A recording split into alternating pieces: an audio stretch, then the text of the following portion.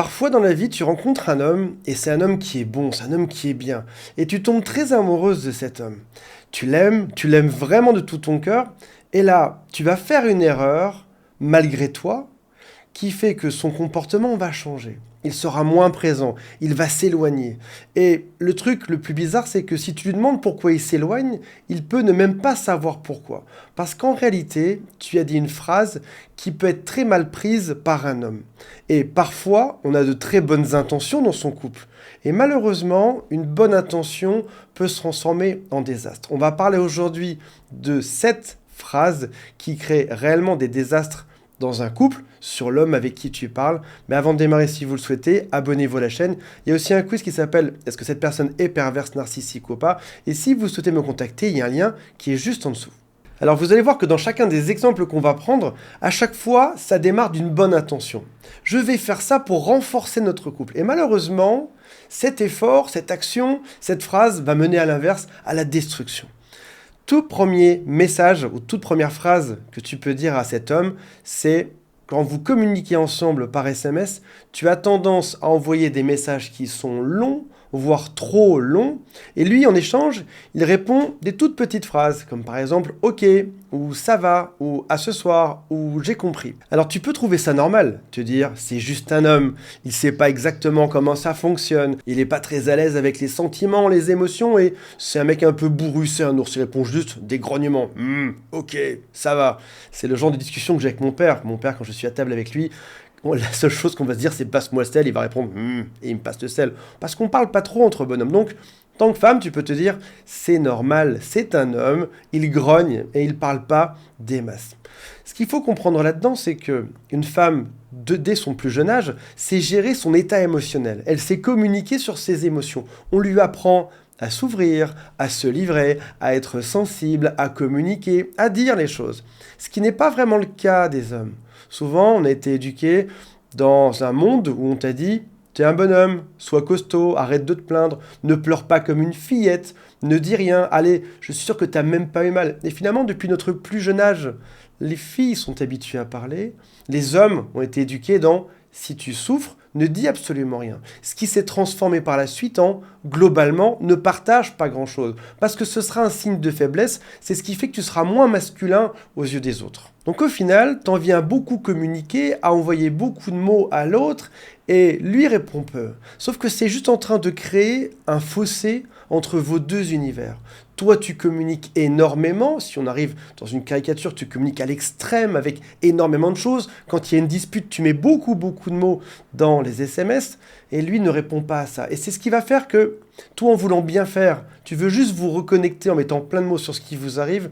Lui n'arrive pas à avoir cette même lecture émotionnelle. Il n'arrive pas à comprendre ça. Et si un homme reçoit un très long message, fais-moi confiance sur une chose, c'est qu'il y a assez peu de chances pour qu'il aille jusqu'au bout de quelques lignes. Il va dire Ok, c'est bon, c'est juste compliqué. C'est compliqué. Pourquoi il dit ça? C'est pas qu'il est méchant. C'est juste qu'on ne lui a jamais appris à décoder ce genre de message, ni à s'exprimer là-dessus. Donc mon conseil est le suivant, communiquer c'est génial. Oui, bien sûr qu'il faut le faire. Mais il faut que chacun des deux apprenne à faire un pas vers l'autre. Peut-être toi, communiquer de manière un peu plus succincte, peut-être lui à s'ouvrir un peu plus. Tu peux lui montrer que quand il s'ouvre, c'est plutôt bon pour votre couple, c'est plutôt une bonne chose. C'est ce qui fait qu'il y a une meilleure connexion entre vous deux. C'est ce qui fait que vous vous comprenez aussi, chacun dans vos mondes respectifs. Et globalement, vous allez arriver à un juste milieu, où chacun vous communiquez à peu près avec les mêmes tailles de messages. On commence par des choses très simples, on va arriver sur des choses qui sont beaucoup plus complexes par la suite. Là, c'est les longs messages. Deuxième chose qui va dans la suite des longs messages, c'est ce qu'on pourrait appeler de manière très galante, très sympa, le vomi émotionnel, qui porte assez bien son nom, même si c'est pas très charmant.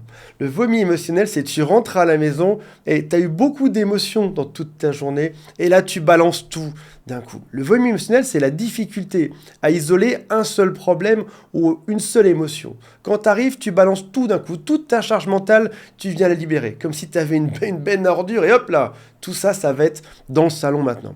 Et là, tu vas tout sortir en vrac. Ton chef tyrannique, ton mal de crâne depuis 3 jours, un vieux reproche que tu lui fais depuis quelques mois, ta sœur, ton père, son look, la propreté de la maison, une de tes peurs, quelque chose qui t'a contrarié aujourd'hui, dans une espèce de grand flot de paroles. Et là, tu vois ton homme qui, si tu as bien suivi l'idée numéro 1, n'a pas été éduqué pour écouter ce genre de choses. Donc, L'idée, encore une fois, c'est la bonne, c'est se confier, se décharger émotionnellement, partager avec l'autre, sauf que fait à l'extrême, ça va mal passer. Oui, se confier peut donner envie à l'autre de faire la même chose. Qu'est-ce qui fait que deux êtres humains sont amis?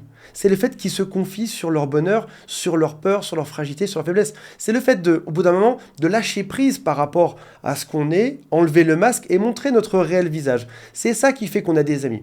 Se confier sur nos émotions et nos peurs. Et dans un couple, c'est pareil. C'est ce qui fait que le couple sera solide. Qu'on est capable de se livrer en faisant confiance à l'autre, sans non plus que l'autre vienne utiliser ça contre nous un jour. La confiance, ça se construit. La communication également.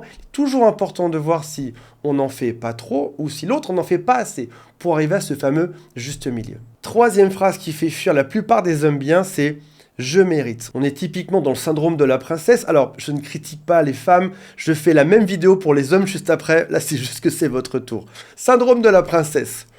Il faut qu'il fasse beaucoup d'efforts parce que c'est normal, parce que je le mérite, parce que j'ai lu beaucoup de livres sur le développement personnel, parce que je connais ma valeur, parce que je sais ce que je mérite dans la vie. J'ai un standing, j'ai des qualités, j'apporte des choses. Il doit bouger pour m'apporter tout ce que je souhaite, et c'est bien normal. Donc, faire plein d'efforts, ce n'est pas faire plein d'efforts. Faire plein d'efforts, c'est juste normal. On arrive sur le petit décalage. S'il m'aime, alors il fera ses efforts. S'il m'aime, il fera des cadeaux. S'il m'aime, il m'emmènera en week-end, il payera tout pour moi. S'il m'aime, il décrochera la lune pour moi. Parce que en tant que femme, je connais bien les hommes. Je sais qu'un homme, ça parle pas trop. Ça, je l'ai bien compris. Un homme, ça montre par les cadeaux, par exemple. Donc, il doit me faire des cadeaux pour me montrer qu'il m'aime. Déjà là, on arrive sur une équation qui est bizarre. Il doit faire quelque chose pour me montrer ses propres sentiments. Il y a deux choses à savoir par rapport à ça. La première, c'est que si l'autre fait des efforts, ou si n'importe lequel de vous deux fait des efforts dans un couple, il faut déjà remercier, puis encourager à en refaire. L'autre te cuisine un plat, génial, merci mon chéri, tu me refais ça quand, je me suis régalé. Là, t'es dans l'encouragement, t'es pas juste dans pour une fois que tu fais à manger, sachant que c'est toujours moi qui le fais en général. Non, là, t'es dans l'encouragement. Génial, je me suis régalé, même si c'était pas très bon, même si c'est beaucoup trop cuit, même si c'est complètement cramé, même s'il a tout oublié, à part juste de ramener 2 bouts de viande comme un homme préhistorique. Il faut savoir aussi qu'un homme, c'est pas tellement dans le détail, donc il peut, quand tu dis fais à manger, il peut te ramener juste 2 morceaux de viande. Réellement, voici 2 morceaux de viande, et être très fier. Il a oublié de ramener ce qui allait à côté, peut-être des légumes, du riz, des pâtes ou autre chose. Peut-être qu'il a oublié même l'entrée et le dessert, mais il a ramené ces 2 bouts de viande et il est content de lui. Il est vraiment content. Toi, t'attendais d'autres choses. T'attendais qu'il mette une jolie petite nappe, peut-être des bougies, qu'il fasse tout bien, qu'il se renseigne. Mais il n'est pas à ce niveau de détail.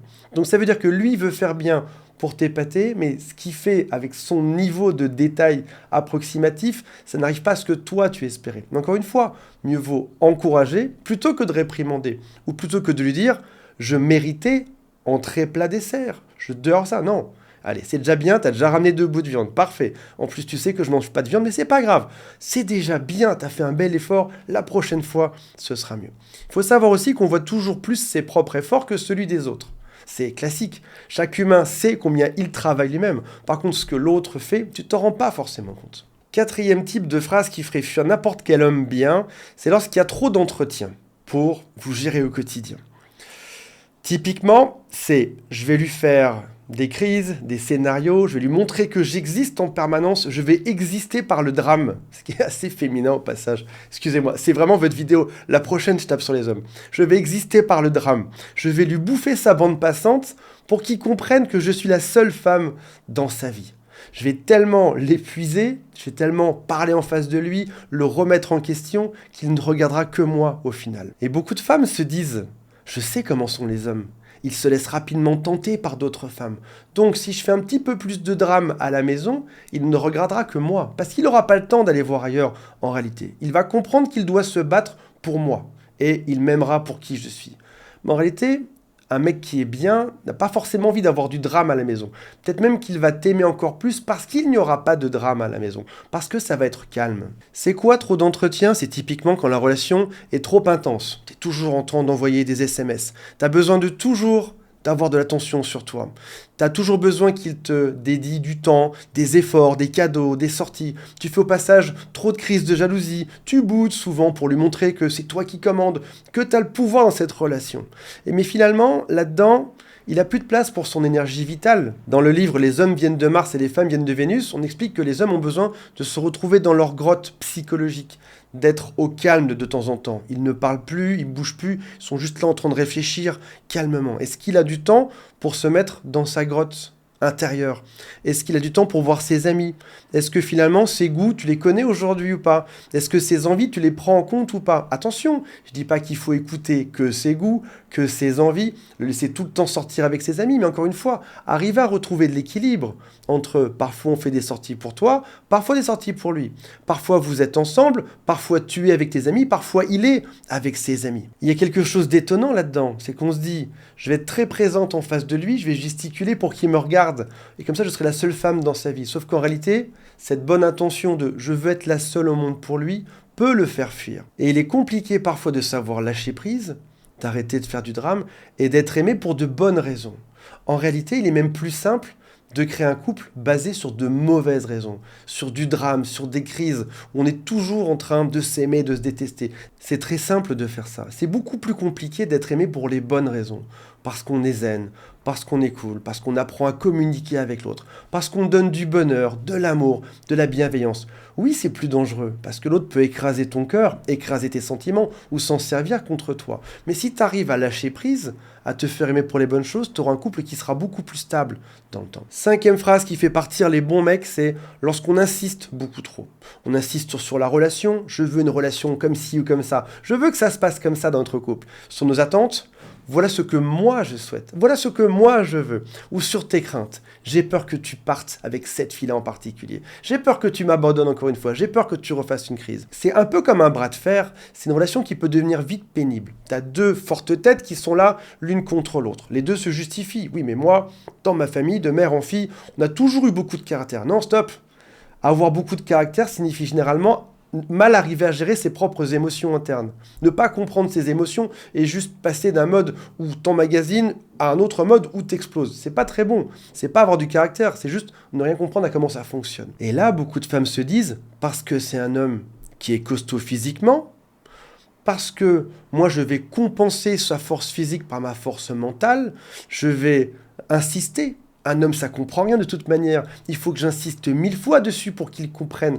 Donc, quand je lui dis de faire quelque chose dans la maison, je vais pas le répéter juste une fois. Je vais le répéter 100 fois jusqu'à arriver au drame pour qu'il comprenne de quel bois je me chauffe. Et en plus, au bout de 20 fois que je lui répète ce qu'il doit faire, je vais dire que mon ex faisait différemment, juste pour l'énerver, parce que j'aime ça exister dans le drame. Mais à quoi ça sert d'insister? Si l'autre n'a pas envie, insister ne servira à rien.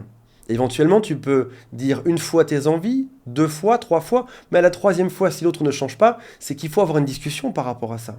Tu ne souhaites pas arranger le lave-vaisselle, c'est toujours moi qui le fais. Dans ce cas-là, trouvons une autre solution. Par exemple, trouvons une femme de ménage. Ou alors on fait que les semaines paires, c'est moi, les semaines impaires, c'est toi. Ou alors un jour sur 2, c'est moi, un jour sur 2, c'est toi. Ou alors moi, je me charge du lave-vaisselle et toi, tu te charges du sol. Rétablir équitablement, mais sans avoir à le traiter comme un enfant et à insister comme on ferait pour un enfant. Tu dois faire tes devoirs. Non, stop.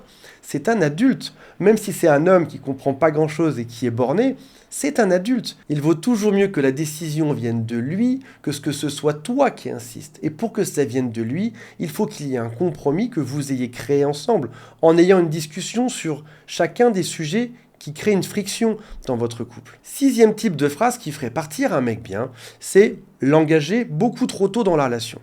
Beaucoup de femmes me disent, les hommes veulent juste profiter physiquement de moi, parce que je suis merveilleusement belle. On me le dit très souvent au téléphone en coaching. Donc, je dois m'assurer de ses intentions.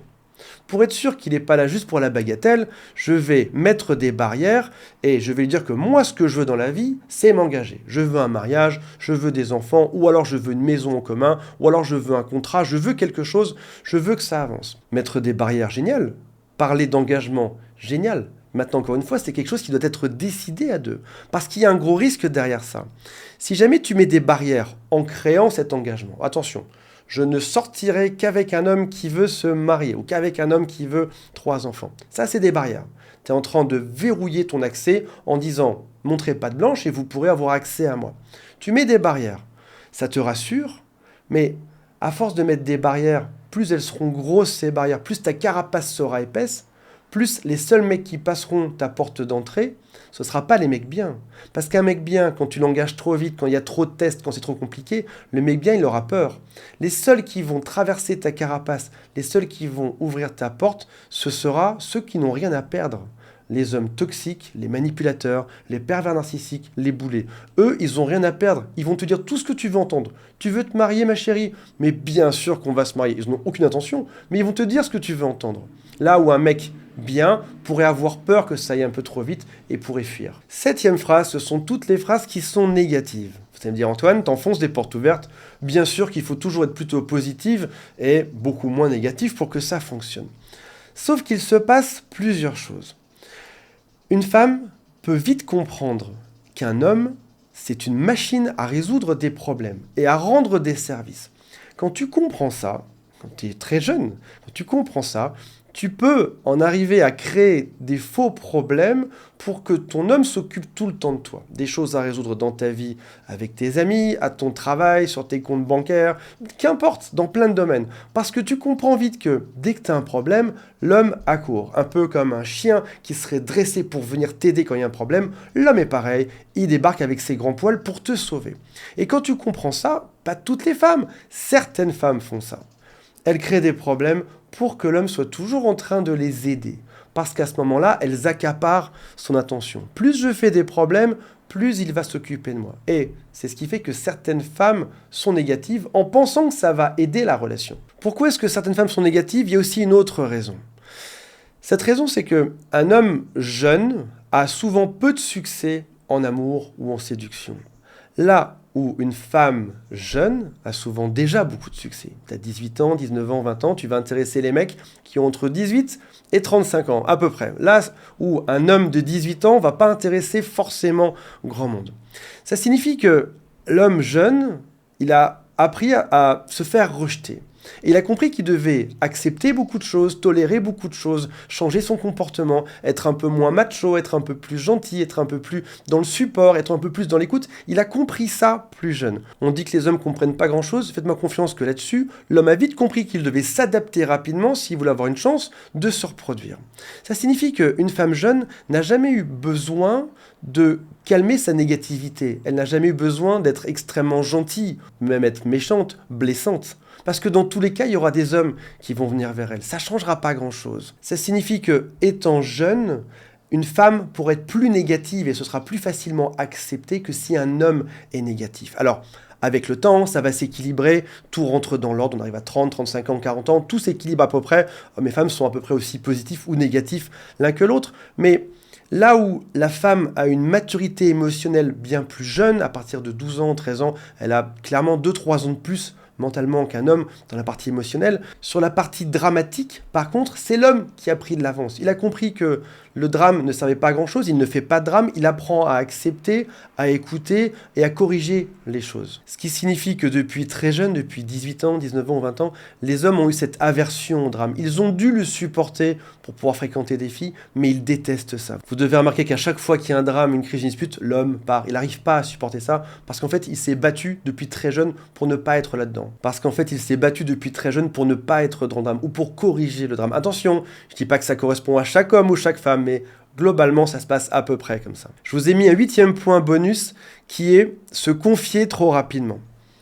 Beaucoup de femmes se disent, et elles ont raison, se disent « je vais créer ce lien émotionnel en confiant ma vie à l'autre. Je vais confier tout ce qui m'est arrivé dans le temps à cet homme parce que plus je me confierai, plus ça va nous rapprocher.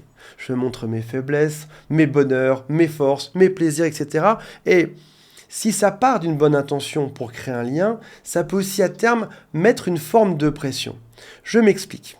Quand tu dis par exemple « mon ex était jaloux, maladif », l'intention est bonne. Tu es en train de confier quelque chose que tu as vécu. Ton ex était jaloux, maladif et ça t'a créé des problèmes. Sauf que si un jour tu es dans une soirée et qu'un homme te drague, ton mec va penser à cette phrase-là. Ah, tiens, son ex était jaloux maladif, mais qu'est-ce que j'observe en soirée? Qu'elle se fait draguer et ça me rend jaloux. Donc si ça se trouve, elle m'a pas confié un problème qui était lié à son ex, c'était un problème qui était lié à elle. Ou alors, mon ex me faisait toujours des reproches. En gros, tout ce qui commence par mon ex, c'est ça que vous devriez éviter dans le fait de se confier trop rapidement. Mon ex me faisait toujours des reproches. Et puis au bout de quelques mois, il commence à y avoir des disputes entre vous deux. Et là, ton mec aura un doute. Est-ce que le problème, c'est vraiment son ex? Ou est-ce que c'est pas cette femme que j'ai en face de moi? Mon ex voyait tout le temps ses copains, il voyait tout le temps sortir. Et puis au bout de quelques mois, tu découvres que ta femme ne te laisse pas sortir, elle te laisse pas voir ses copains. Qui avait raison, qui a tort? Elle t'a confié un gros problème, mais il est en train de se reproduire actuellement. Donc chaque phrase qui démarra par mon ex va forcément entrer en résonance quelque part dans la relation, et ton homme aura un doute par rapport à ça. Voilà mes amis, j'espère que ça vous a intéressé, j'ai hâte de voir vos commentaires, on se retrouve très prochainement. Salut à tous, bye.